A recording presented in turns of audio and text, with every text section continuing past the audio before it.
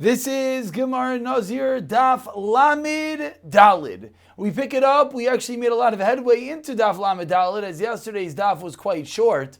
So we're holding on the Mishnah on Lamed Dalid Amid Aleph, and that's where we pick it up. Says the Mishnah, Ra es hakoi.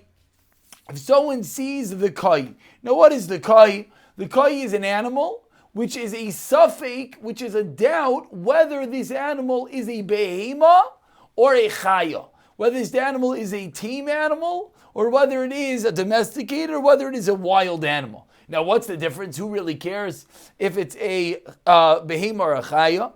The difference is there are different halachas. For example, the chelev, which is the forbidden fats of a behema, you're not allowed to eat. But after the shechita, there's no din of kisui hadam.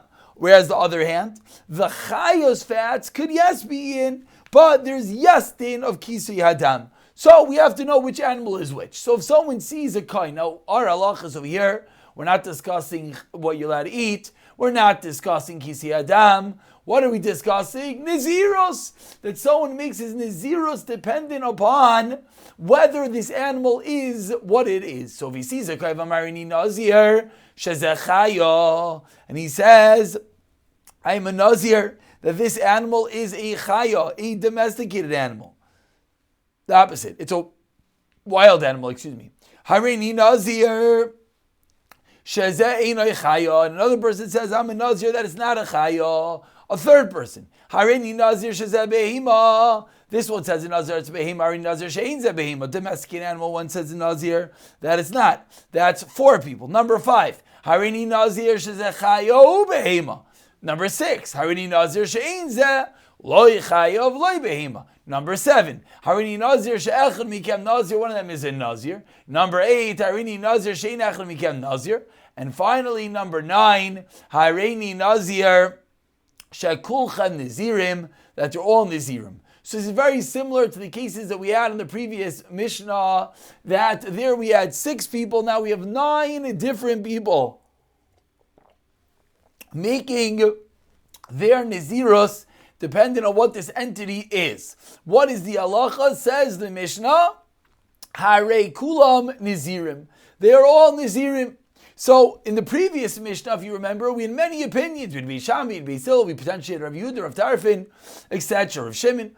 Over here, we have one din, it's a nazir. So if we look at the side over here, the Rivan, the Mafayrish says, who is this opinion? Seemingly, this is Beis Shammai. Hektish b'tai is Ave Hektish. V'adil Nazir b'tai is similar to Beis Shammai in the previous Mishnayis. There are those who call question to learning that this Mishnah is Beis Shammai. Why? Because we know that we don't paskin like Beis Shammai. So why would there be a stam and Mishnah concurring with the opinion of Beis Shammai?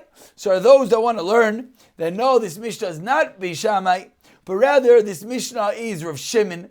The problem with that is it's difficult to learn the Gemara, but let's at least understand that this is not a simple point.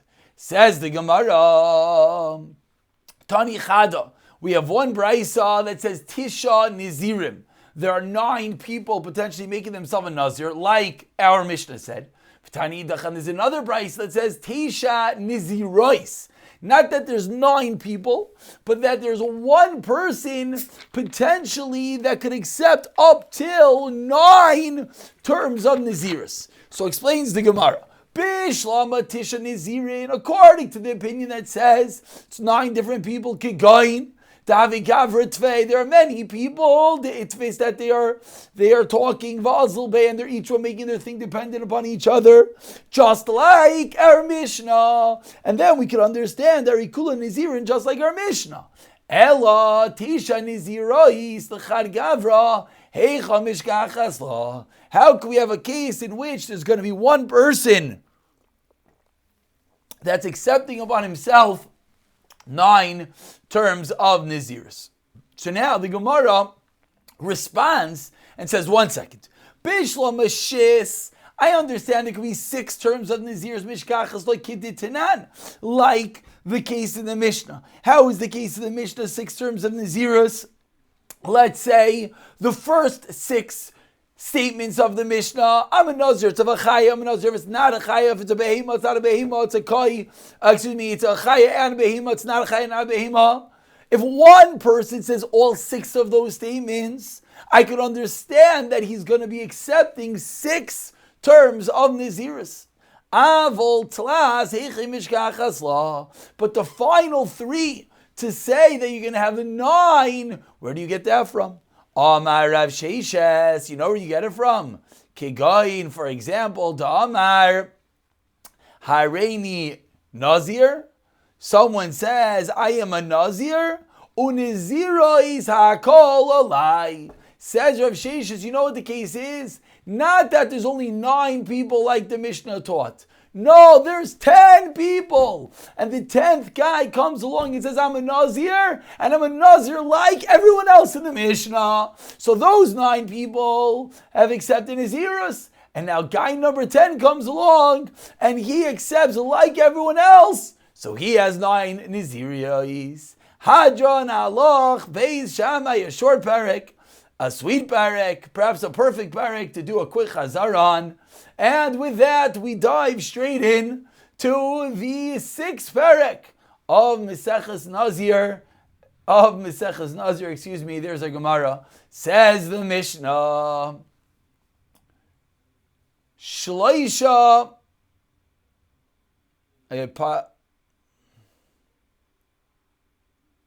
Minim Asurim bin Nazir. There are 3 minim, 3 types that are forbidden for a Nazir. Hatoma, entity number 1 that is forbidden is becoming tamei. V'hatiglachas, entity number 2 that is tamei is taking haircuts. Entity number 3 is hayoytze min hagefen, anything that comes from a grape. V'chol, and everything hayoytze min hagefen that emerges from the grape. Mitzdarfin zeh combines with each other to equal the requisite amount in order to receive malchus for violating your Naziris. Ve'ein chayiv ad sheyochal min hanavim ksayis. But you're not chayiv until you eat a kazayis. So again, din number 1 of the Mishnah, there's 3 things that a Nazir has to be cognizant of. Number 1, he can't become tamei. Number 2, he can't get a haircut. Number 3, he can't eat grapes. Din number 2 in the Mishnah, all the parts of the grape are mitztarif, they combine for the requisite share to be chayiv in malchus. And then the Mishnah says how much you have to eat. You have to eat a kazayis worth in order to be chayiv to violate your naziris and thereby get malchus. The classical kazayis, like we see in many areas of halacha. We turn over to Lamidalid Amid Beis, and says the Mishnah Rishayna.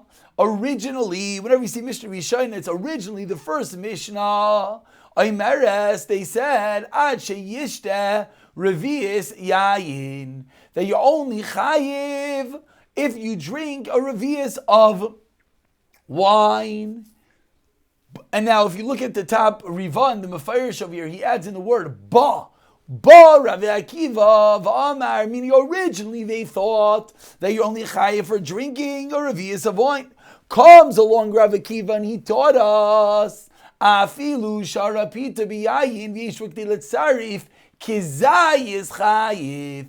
Even if you don't actually drink a full revius, but you dip your bread into wine and you consume the quantity of wine, which is the amount of a kazayis, obviously much smaller, you're going to be chayiv. Din number 2 of the Mishnah. Continues the Mishnah, v'chayiv al yayin b'fnei atzmai, you're as well obligated for drinking wine by itself. V'alenavim b'fnei atzman, grapes by themselves. V'chartzanim b'fnei atzman, we'll see in the Mishnah what exactly chartzanim are. V'alazagim b'fnei atzman, we'll see in the Mishnah Gemara what those are. Rav Eliezer ben Azariah Oimer says, Rav Eliezer ben Azariah, ein chayiv ad sheyoichal shnei chartzanim v'zag.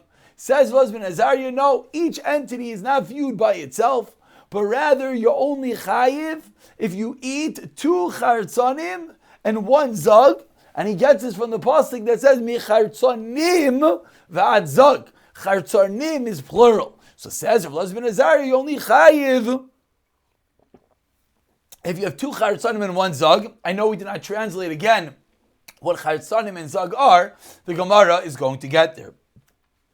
The Mishnah right now is going to get there. Elu Charetzanim, says the Mishnah, these are the Charetzanim, Elu Zogim, and these are the Zogim. Charetzanim, Elu Achitzonim, these are the outside parts of the grapes. V'hazogin Elu Apenimium, these are the inside parts of the grapes. Divrei Rabbi Yehuda.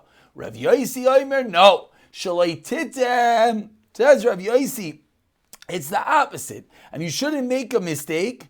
Ke zug shal behema, like the bell of an animal. Hachitza, in the outside part, is called the zug, and the penimi is called the inbal. So says Rabbi Yosi, the chartzanim are the inside, and the zagim are the outside. Rabbi Yehuda holds the zagim are the inside, and the chartzanim are the outside. So begins the Gemara. Lamedal and Beis, about 12 lines down. Shloisha minim asurim bin Nazir, ha'atoma, ha'teglachas, and eating the entities of grapes, says the Mishnah. Comments the Gemara, ha'yoytze min ha'gefen in, gefen atzmai lai. From the wording of the Mishnah, what do we see? That which comes from the grapes, that is included. However, the gefen, now gefen doesn't mean grape, let's be precise. Gefen means the vine itself is not forbidden. Says the Gemara, Masnisan Deloik Rabbi Elazar, the Tanya of Elazar Aimer. I apologize, our highlighting stopped working. Afilu olin, velulvin, even if one eats the leaves and the other parts of the vine, be'mashma, you are yes chayiv. So says the Gemara, our Mishnah seemingly does not concur with Rav Elazar, because our Mishnah seemingly indicates that you're not chayiv for the gefen, for the vine, only for the yotzei min gefen, only for the grapes, etc. Another way of learning the Mishnah, la seifa. The seifa said, you only chayiv when you eat a kazayis worth of grapes.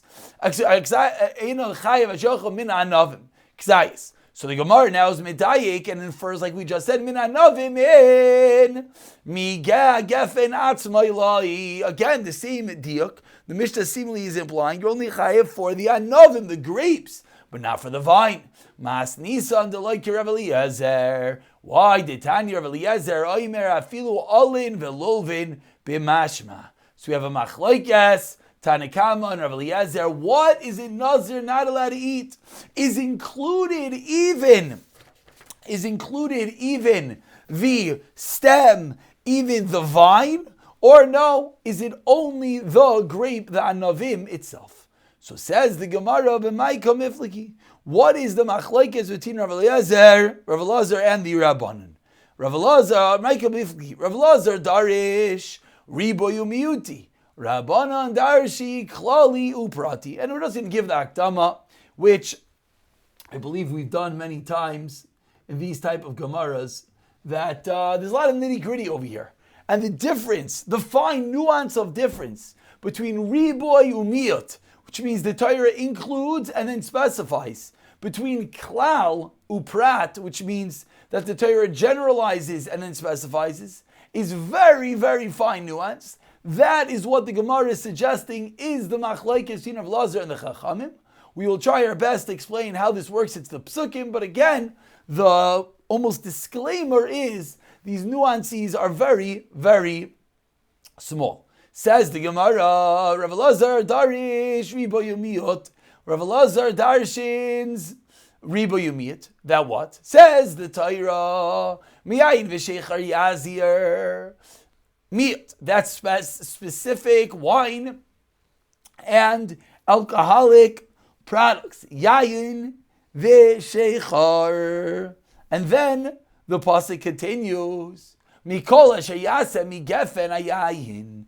Anything that comes from the grape. Riba. So first it was very specific, then it was very general.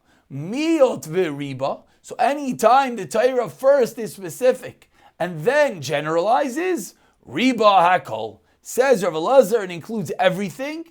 And my riba, what does it come to include? Riba kol mila. It comes to include everything, including the vine. My miot, what does it exclude? Miot shivi shasa. comes to exclude the branches. The only part of the grapevine that a Nazir is allowed to consume, says Rav Elazar, is the branch. But the vine and every other part of it is forbidden. Why? Because the Torah was mimayit, then was marbeh, and that comes to include everything. V'Rabbanan, says the Gemara, Tarshi klali uprati, miyayin v'sheicher yazir prat, mikol sheyase migefen yayin is a klal, and then mechartzanim v'yadzog chazar uprat. So the Torah repeats the specifics, and therefore prat uklal uprat. Whenever we have a specific, a general and a specific, we only judge that which is like the specific. The fruit and the refuse of the fruit, comes to include the pri and the psailes pri, but does not come to include even the vine. Asks the Gemara, 1 second. But according to the Rabbanan, what was the prat? It was a full pri. Afkol pri gomer. So then it should come to include every complete fruit. What does that mean? Even if it's not ripe. It would sound like, according to the Chachamim, the detail is pri gomer. I don't care if pri gomer is ripe or not. It is a full fruit. So Amrit, so the Gemara answers, if that was true, it would be coming to include everything. So then, if that was true, then that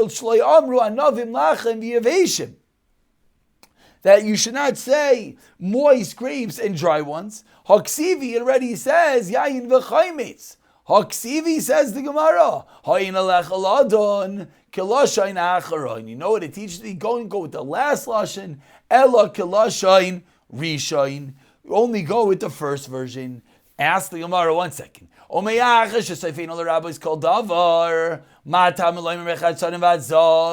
If we're including everything, and I apologize, it looks like the video is a little bit lagging. But if it's including everything, so why does the Torah specify mechartanim adzog?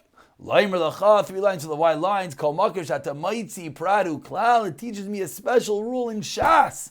Whenever we find the pradu klali at the Rashi l'moshchai, you're not allowed to go and pull it and broaden it and to learn out similar to the prat. You're not allowed to do that. That's what this specific klal pradu klal would be teaching us. Rather,